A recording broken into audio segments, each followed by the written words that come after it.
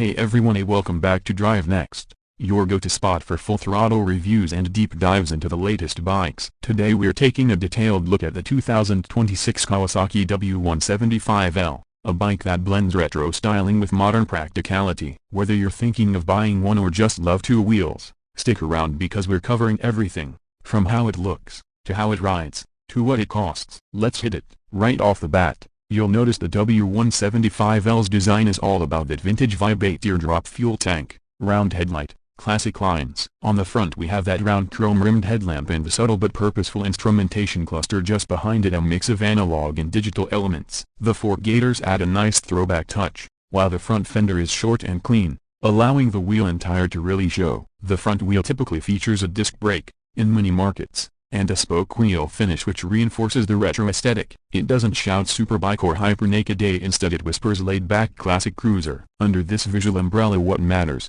The bike allows a broad range of riders to connect emotionally to a simpler era of motorcycling, while still giving enough contemporary performance to make it usable today. From the side, the W175L really shows its character. The slender tank flows into a reasonably long seat, which appears low and accessible, helping shorter riders feel comfortable. The side profile gives you that classic single-cylinder engine view. You'll see the blacked-out engine casing and the chrome exhaust header pipe sweeping back to the muffler. The wheels are 17-inch front and back in most markets, with the tire sizes giving a balanced stance. For example, 81/17 front, 190/17 rear in certain markets. Autos max about 1. The frame is a double cradle steel type, which keeps things simple and robust. Wikipedia 2. The rear suspension uses dual shocks with adjustable preload in some versions, giving a nod to the past but also helping ride comfort. From a practical standpoint, the side view lets you appreciate the seat height, about 790 mm in some markets, which means lower impact mounting and dismounting. Bike Whale 3. It's a bike that says let's go for a casual ride rather than I'm chasing lap times. Turning to the rear, the bike remains true to its retro theme. You've got a simple rear light cluster, often using a bulb-type lamp rather than full LED, at least in many markets, and traditional round indicators. The rear mudguard is extended just enough to give proper coverage but doesn't add excessive bulk. The exhaust muffler often has a chrome heat shield and a clean short tip, which keeps the lines tidy from the back. The passenger foot pegs and grab rail are visible but tucked in nicely so they don't smash the vintage look. One small caveat: some reviewers have pointed out that build quality around the rear number plate assembly can be a little loose early on. For example, one review noted the number plate bracket rattled after just a few hundred kilometers. Bike Whale 3. Overall, the rear maintains the visual harmony of the bike and no awkward bulges, no loud plastic add-ons, just a clean, purposeful design. Inside the cockpit, so to speak, things are straightforward and functional. The riding position is upright and relaxed, the handlebar is straight, not overly low or forward, and the foot pegs are center set, meaning you're not stretched out like a sport bike, nor tucked in like a super naked. You sit in a natural posture, making it comfortable for daily use or mellow cruising. The seat is flat and wide enough for two, though the pillion area isn't massive. Expect comfortable short to medium rides rather than long touring sitting comfort. The instrumentation offers what you need: an analog speedometer plus a small digital readout for trip, odometer, fuel reserve, etc. Bike Deco 4. Lighting and switchgear are basic. For example, halogen headlamp, conventional turn indicators, which adds to the charm but means you won't find a lot of advanced tech. And on the ergonomic side, the narrow tank allows your knees to grip comfortably. Flat footing is possible for many riders thanks to moderate seat height, around 790 mm in some versions, which helps especially if you're not super tall. Bike Whale 3. So from an interior, ergonomic standpoint, the W175L does exactly what it promises: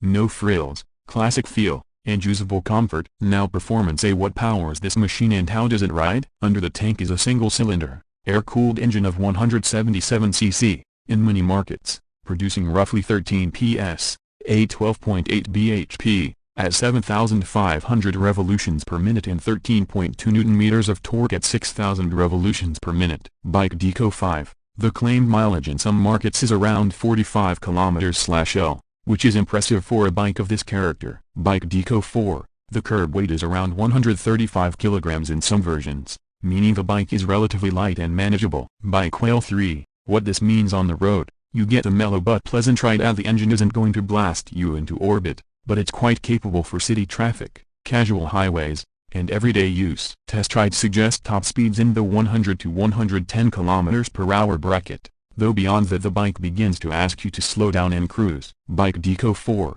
The handling is intuitive, the lightweight makes maneuvering easy, lane splitting or city weaving is comfortable, and the suspension, while simple, absorbs bumps decently for this class of bike. However, if you push it hard, say aggressive cornering or extended highway runs, you'll feel the limits. The power band is modest, and some reviewers mention the gearbox occasionally being reluctant shifting from first to second. Bike Whale 3.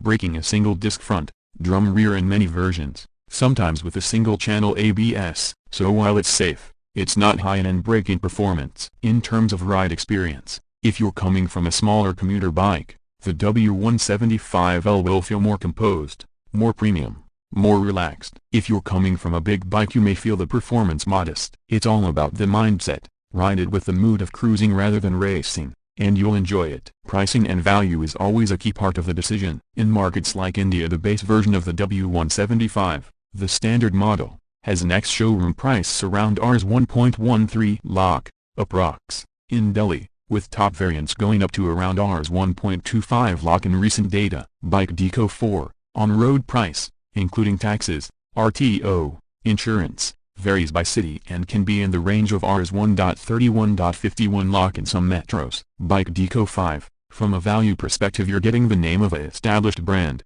retro styling that stands out in the commuter space, and a bike that is simple to maintain. On the flip side, you're paying a premium compared to many 150cc commuter bikes, and you don't get a lot of advanced features for that price. Modern LED lighting, dual-channel ABS, ride modes, etc. One reviewer summed it up: looks decent, a broken bar, part of a premium brand, a broken bar, but performance numbers are poor, a broken bar, pricing is high, a broken bar, motorcycle lacks aspiration. Bike Whale 3. So your decision should be, are you buying for the look, feel and brand, or purely for bang for buck performance? To wrap up, the 2026 Kawasaki W175L offers a compelling package for a specific kind of rider. If you're drawn to the retro classic aesthetic, value simplicity, and want a manageable, relaxed ride for city and light highway use, this bike ticks the boxes. It brings that emotional appeal of yesteryear with enough modern reliability to make it daily usable. On the other hand, if you're after high performance, advanced tech,